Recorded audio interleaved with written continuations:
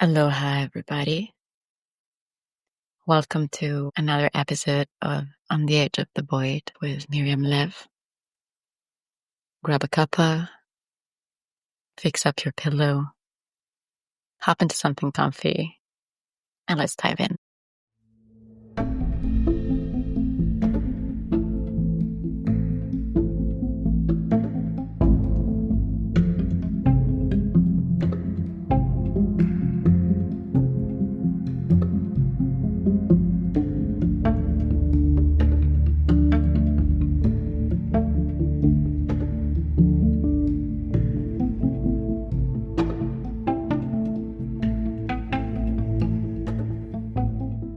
Today, as every day, we begin with a poem. It's a very dear one, close to my heart, for it has been written by one of the greatest poetesses of this realm, and ancient and present and future times, our dear Sappho from Lesbos. Usually her poems don't have a title, even though you could consider the first line to be the title. And so Love shook my heart.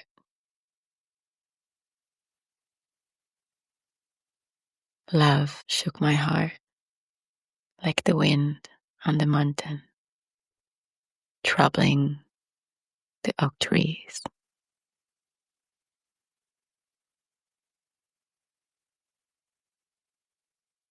Today, as the title foretells, Revelation Generation. Out of Egypt is only the beginning of our journey. And so after having defined what is love and having taken care of your darlings, the one who remained and the one who had to go,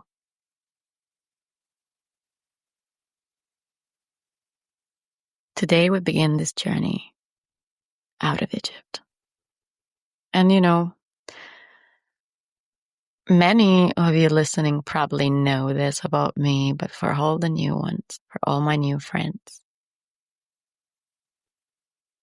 I do tend to use a lot of references from ancient books. The desire is never to be too biblical, at least not in these spaces. And yet I find that this is a beautiful imagery, right? As we know, the journey out of Egypt towards the promised land begins at the feet of Mount Sinai,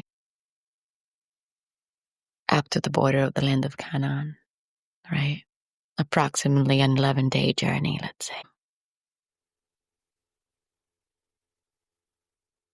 This is where the children begin their journey up on the mountain. And it doesn't have to be too painful either, I would say. I feel that this kind of processes and journeys and metaphors especially serve us to sift and sort between what is and what is not. Even about yourself, who you are and who you're not. And so commemorating all those that have begun this journey before us. And a lot of them merely saw the promised land from afar. And it had been prophesied to them that you shall see it, but you'll never get there. We are that generation that gets not only to see, yet to reach, to experience, to uncover, unveil, and write in truth. We are the revelation generation. And so, welcome to a new dispensation, my dear ones. Just remember it is vibrational and not personal.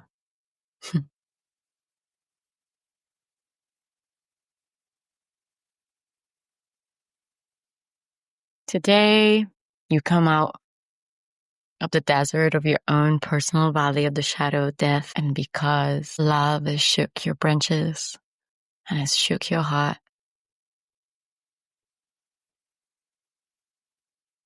today we must take in consideration relationships.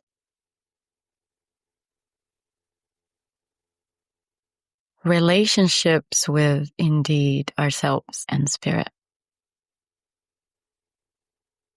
True liberation without true faith, it is not possible. And therefore we focus upon the righteous, as righteous as possible. Kind of relationship that we must, sooner or later, and wishfully so sooner in life, we do come to this point where no matter where we are heading, no matter what we're doing, no matter where we're hiding, for you cannot hide from yourself nor the Most High.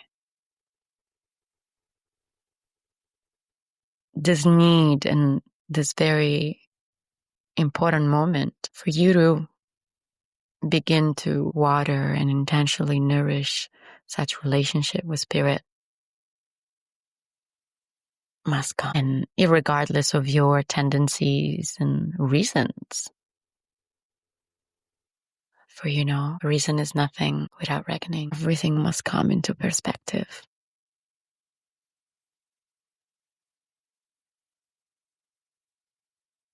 And one can come into perspective or where one is at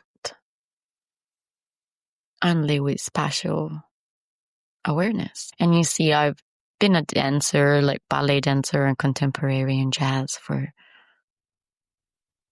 studying for 12 years. And then I only dance in my own, not professionally anymore. But everything, even before learning the names of the body parts and learning the movements, or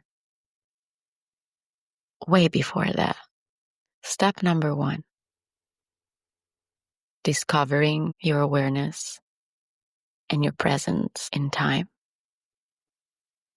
But first of all, in space.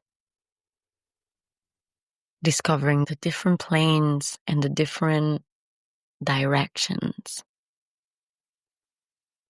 that are available to you and that are in fact encompassing also your body and your being, right?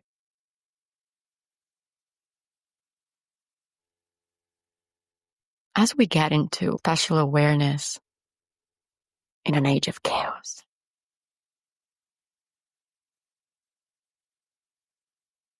we're the most and fewer ones that are up temporarily and fool themselves to be in power, are indeed claiming and stating order out of chaos. And we shall touch upon this statement, this Latin statement, a little further, but it is very, very key to begin with who, when, what, and where. How can you know where you're going and where you're heading? Lest you know where you come from and where you're at right now. And so this is where we get our compass.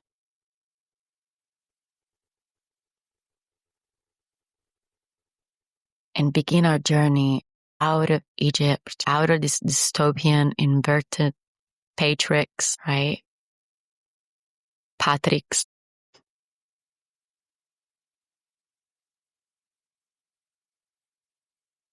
And the way forward, a waking from stupor and intergenerational and interdimensional spells from the shackles of what has been and does not have to be no more. to birth and build legacy.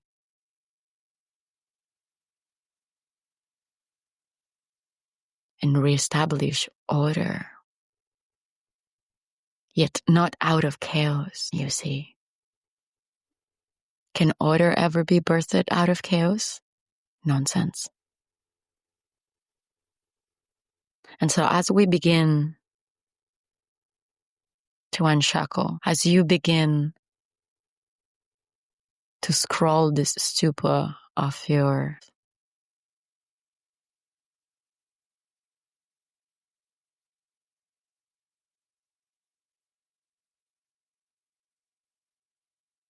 it's important to set your intentions clear and your direction. And keep that as your focus. And therefore, how can one truly find redemption?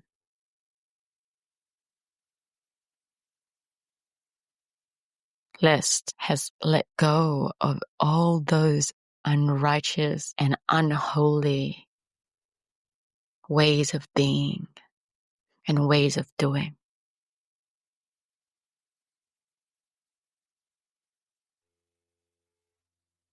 The journey through wilderness, it is not necessarily a punishment. I'm not here to cast judgment. That is not my role. Therefore, if that's what you're interested in, please may you go about such inquiries on your own.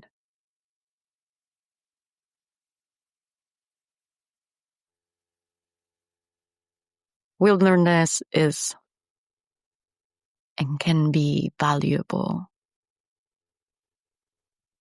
to learn the lessons that our predecessors have learned and those that they missed out,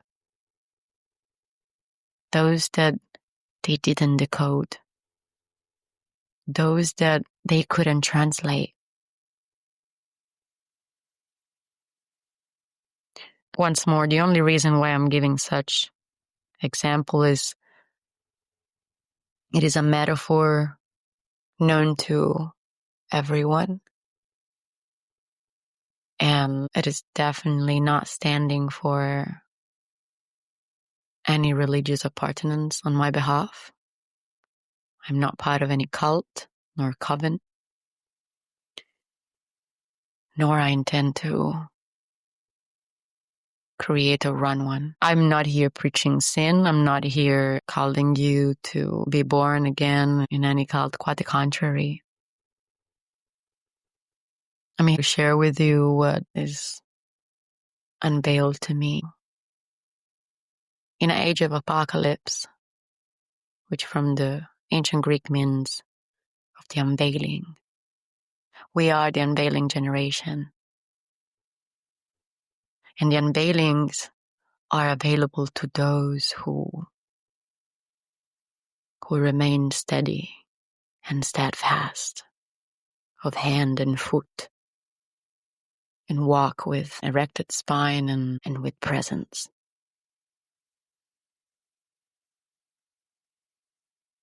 This is a call to conduct. This is a call to invite you to deepen or begin your relationship with spirit. And so to acknowledge that there's definitely a fallen state.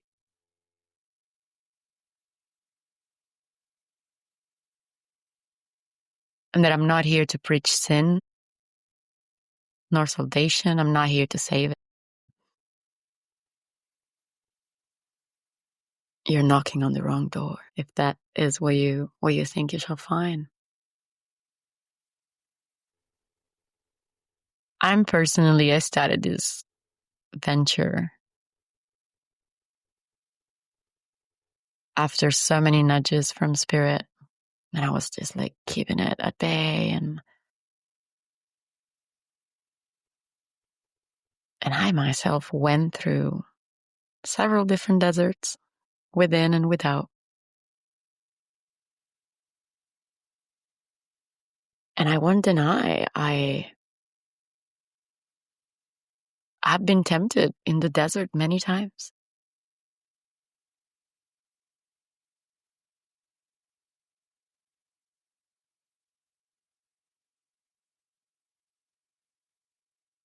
And I've learned a thing or two along the path. And I know that when we learn the ways the Spirit communicate to us and through us, the way that the vivifying waters get found and provided to quench the thirst amidst this at times tiring trek and hike.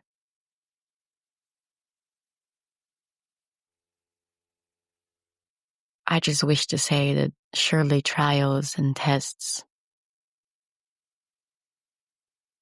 are present, and yet also solace and comfort, and a nourishment that I already had available to me. And through the journey, I did learn and realize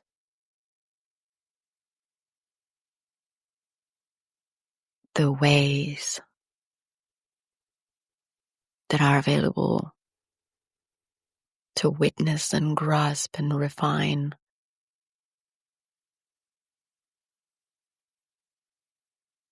to grasp more what it is that I'm being prepared for, what is that you are being prepared for. The journey always begins with deeper and deeper gratitude and with honesty,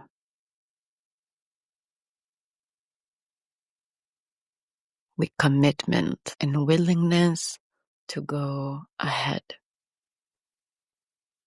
despite the hunger,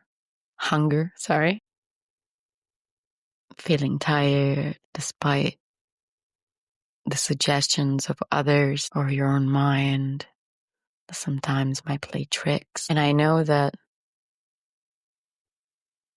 waking up from the stupor of what we've been taught oftentimes can be challenging, disorienting.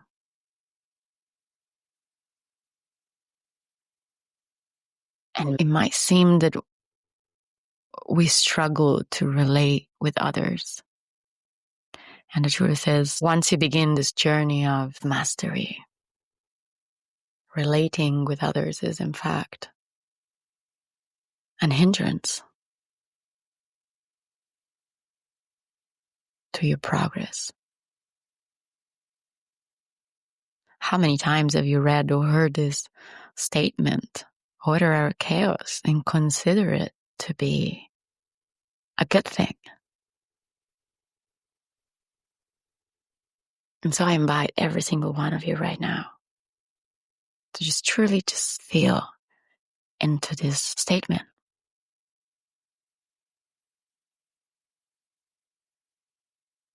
Everything is relational, yet without relating when it comes to spirit.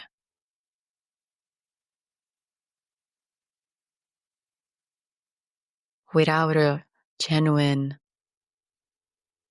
and honest relationship with spirit,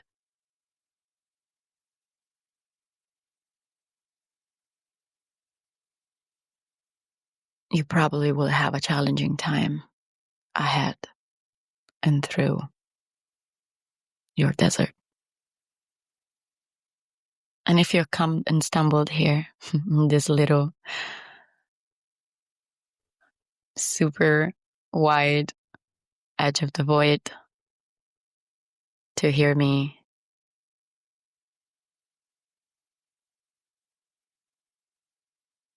you might already have walked part of it.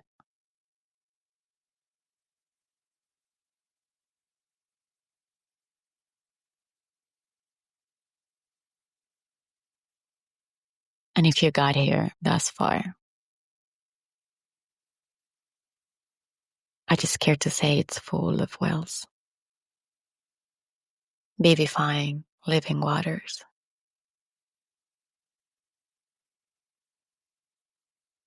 And so here, without that relationship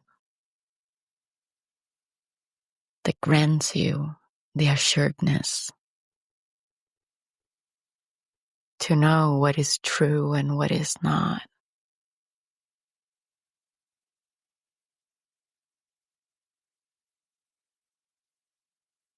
with such relationship, you shall fear no evil.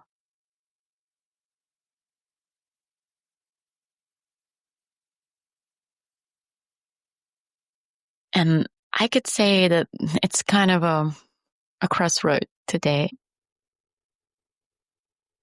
I wish to mention just quickly about the way forward for this podcast and for specific kind of content, because I know that a lot of you have a lot of questions. I've received a lot of emails already and questions about if I'm open to receive guests on the podcast, and I am. And at the same time, the podcast here that you can find on Spotify and YouTube and SoundCloud for free will definitely, we will definitely talk about faith and relationships and health and wealth and, and so forth. But when it comes to the deeper stuff, to my exegetical studies and the findings that have been unveiled and provided to me throughout the last 20 plus years, and when it comes to initiations into the mysteries and so forth, I will be sharing all of that on a different platform behind the paywall. And I already started uploading, and it's beginning to take form due to censura, due to the lack of freedom of speech in the country that I'm originally from. That would be Italy. And for the times ahead, I've taken the decision of separating different kinds of content, and also that will make sure that only who's sovereignly contemplating and choosing to receive specific kind of information will have to enter conscientiously that space. From next week, you can already begin to find videos and different kind of, say, content supply from meditations and subliminals and activations and physical practices and Bible study and other texts and other rabbit holes, if you will, on Patreon. That will make sure also that only who is meant to receive that specific information shall find it and choose it, and it will prevent collateral, let's say. I feel that in this realm we've had enough collateral, and I wish to walk very, very attentively in these regards. And so, with that said, yeah, you can already, if you're not aware of it, you can already go on my beacons.ai/Miriam Lev for booking sessions and take a look at the other things that are going on, events and so forth. I will definitely put and let you know about the Patreon once it's online, but you can totally find it on and know about it and be updated about it on my Instagram, and the handle is the Scarlet Coat. Okay, enough of that. I just really, really care about this because all that is arcane will not be accessible, as it never is, through the front door. Yet, the small door. And each of you are held in such a high regard and consideration by me. And I respect all of you. And therefore,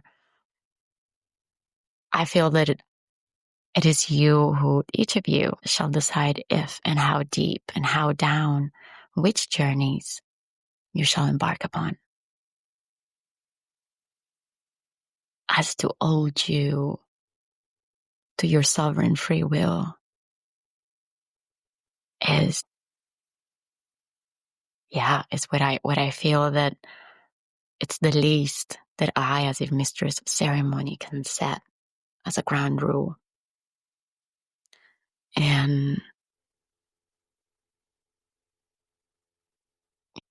so even in this relationship, right, my relationship with you and this medium, which is the mic, refining the relationship that I have with my expression and what I choose and how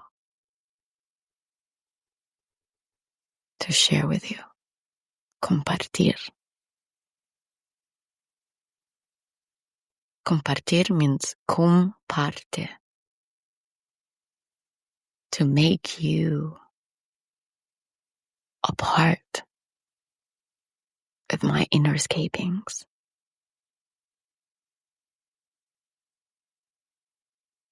And so here we are out of Egypt in search of living waters. I was doodling a well earlier and then I started giggling, even right now, because I just heard, well. What are the living waters? How do we get to drink?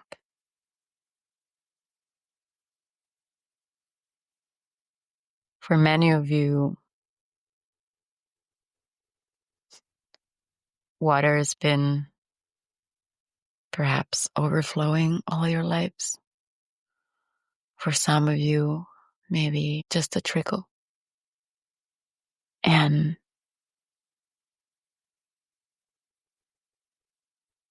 for some others, perhaps it's been an on and off.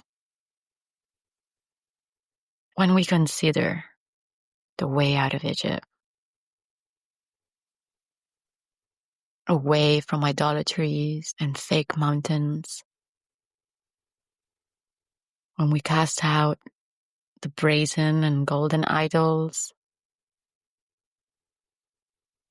and we really receive the flowing feminine abundance that is leading the way, that is nurturing the way.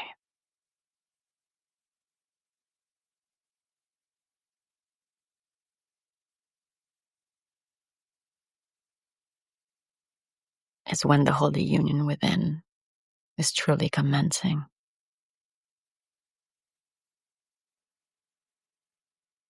This, as revelation generation,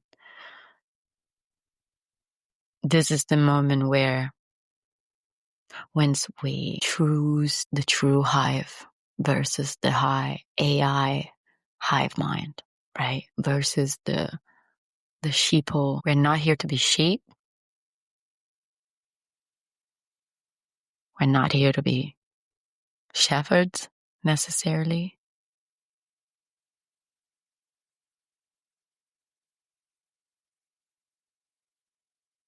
We must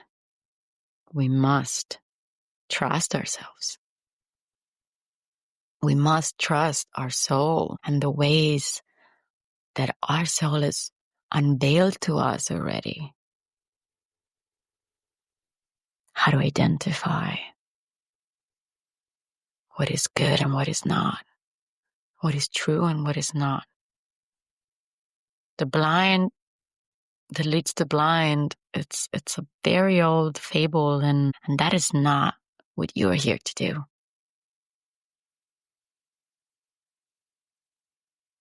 You can only be a shepherd as long as you are leading yourself. And leading yourself can only be as long as you are in relationship with spirit. The only way forward, back to the future, to an original resonance, where we are reminded and invited to never forget again about creational mastery, about spiritual warfare, about what happened in the not so distant past, and even in the distant one, and what has been happening for far too long, and it's the disconnection from the feminine heart.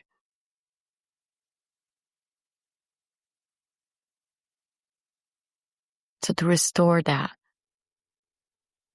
to restore the connection, to restore true order, for once more, order out of chaos. It is not order, guys. Every single one of us, you must choose connection.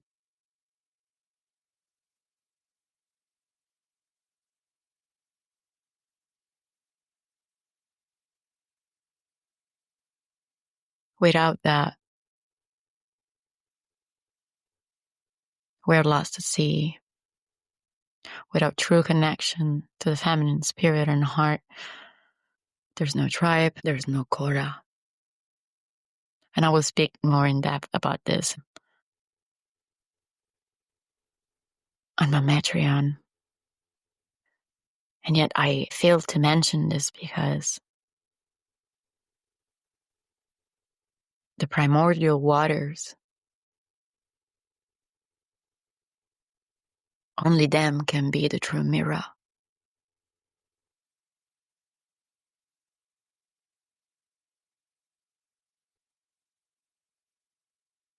You must reconnect in order to see clearly and identify the overlay.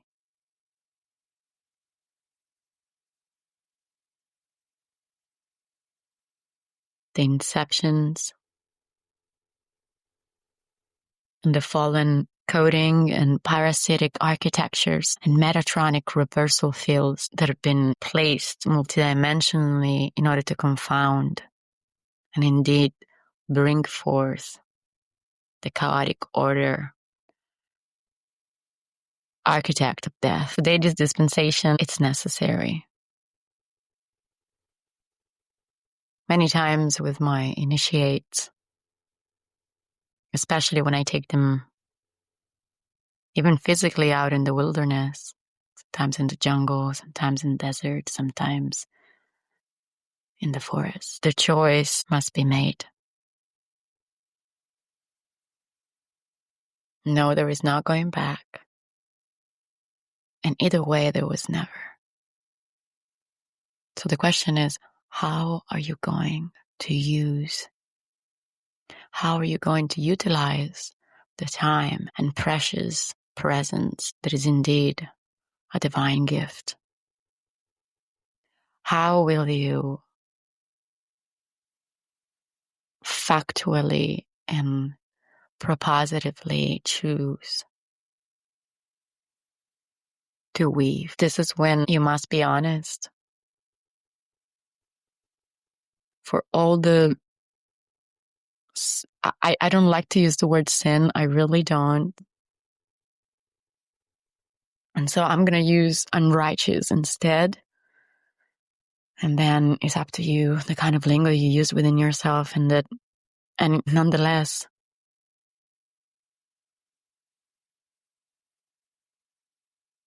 there are things there are not. And for things I intend thoughts and habits and customs that have been passed on to you. For this is an alchemical journey. If that wasn't clear in the first 2 episodes. I'm an alchemist. My name is Miriam Lev, and out of Egypt is just the beginning of the journey. And yet you must know that there are things that must be kept in observance faithfully. That many of the things and ways that we've grown accustomed to and with, in fact, are an hindrance to your mastery and the alchemical progression along the path. Most individuals reach probably the 4th or the 5th stage, sometimes the 5th, and then they regress. One thing I know for sure, an alchemical process, let's say,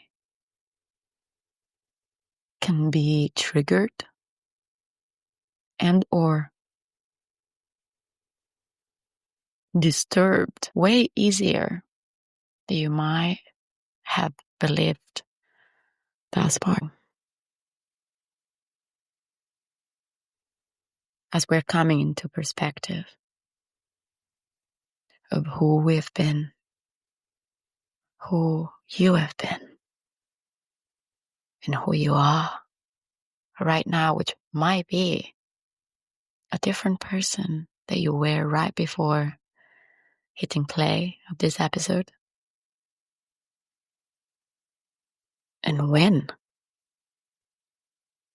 you are, and where you're going, and what are you doing with the time and presence and all the data that has been given to you and that keeps on being provided to you.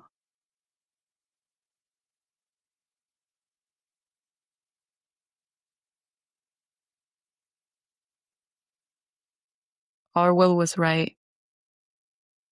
He went really freaking close to these current times and the ones to come. And so I don't know you, but I'm here to live liberated and free in nature.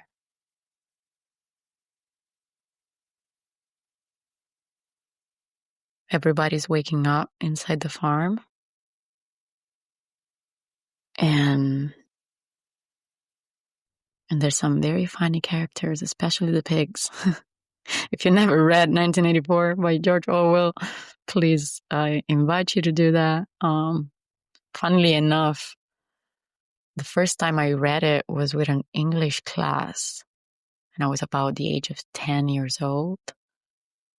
Thanks for that, guys. I mean, most of his writings are remarkable, but this is definitely the most famous. So I just feel that it's important to really simplify. And this is once again about relationships. My relationship with my language and the way that I communicate things and the way that I feel it's time to just relax a little bit. There's been so much frenzy around diet and yada yada. I'm not here to give you dietary advices, definitely not outside of the frame of a journey one-on-one together, but that would be only solicited. But you know, it touches also that.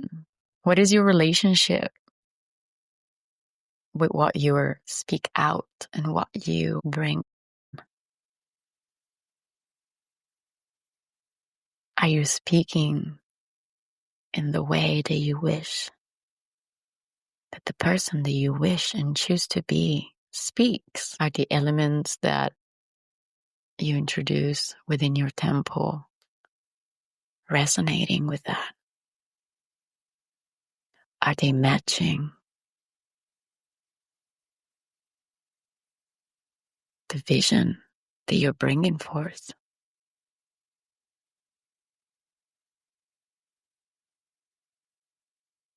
I can't say I'm perfect because I'm not.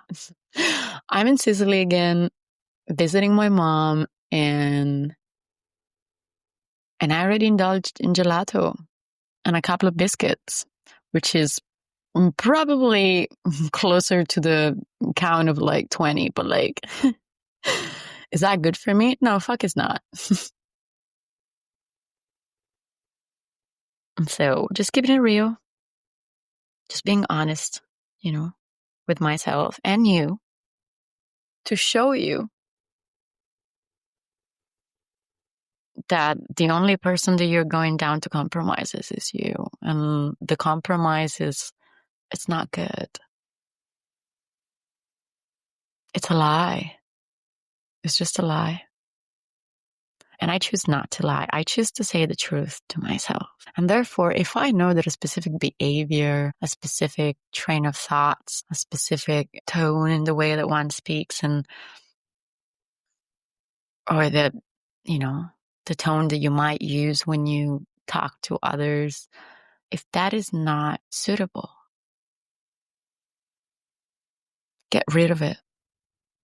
Like right now. There's no other time. And that is the thing, like you have the power to choose if to remain in the desert or not. You still have to go through it. And yet only you and your sovereign free will and your choices and your actions, not just the words, shall determine how long you're going to be in there and how easeful is that. And nobody else is. There's nobody else to blame. At least for the things that pertain that you're responsible for since you're like 3 or 7 years old onwards, yeah? There's definitely things in this realm that are not our responsibilities. There are not a consequence or fruit of your choices. So you can wash yourself off that. Because once more, intergenerational and interdimensional spells and architecture is a thing. And so I'm curious, where are you at in your journey? Where are you at in your desert walk?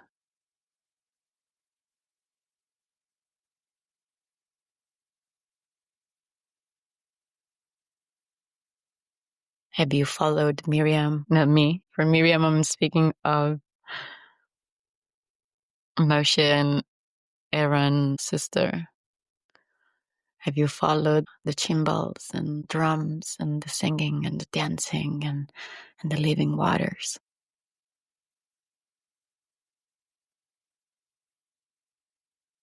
Are you giving thanks for everything as it is right now? For the holy breath in your lungs, for the roof over your head, for the sweater clothing you, for the shoes protecting your holy feet, for the sun that warms your skin, and the stars that mantle your nights, for the beautiful friends you have in your life, even if just a few. Today, before I leave you, just wish for all of us, wish for all of you, and myself included, to drink from the well of faith, leaving all hopes behind so that you might traverse, that you might walk through unscathed, in column, through the sticks, through the valley of the shadow, and that you shall see that death and life are in fact two distinct things.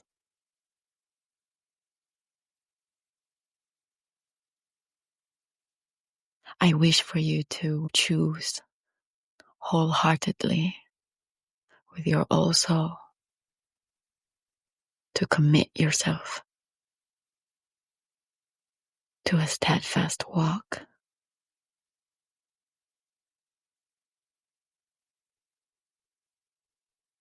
without ever losing sight nor focus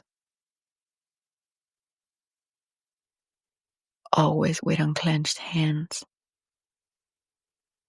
ready to give, to receive, and to hold as necessary.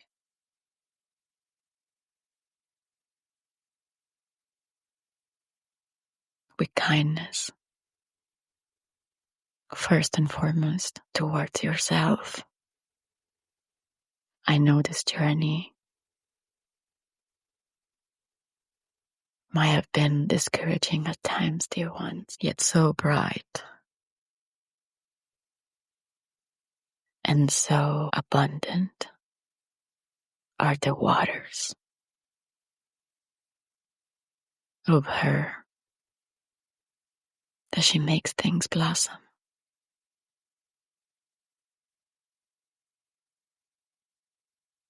The way out of Egypt is and was just the beginning.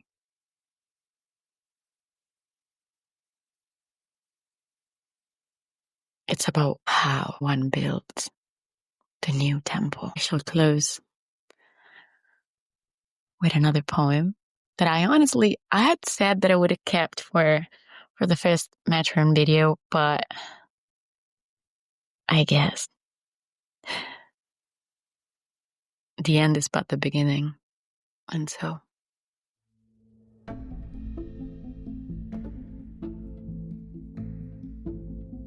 come to me here from Crete, to this holy temple, where your lovely apple grove stands, and your altars the flicker with incense. And below the apple branches, cold, clear water sounds, everything shadowed by roses, and sleep that falls from bright shaking leaves, and a pasture for horses blossoms with the flowers of spring, and breezes are flowing here like honey.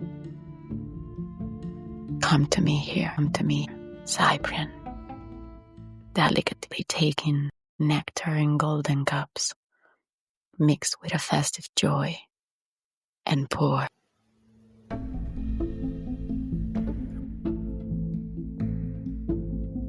Are you ready for your own revelation?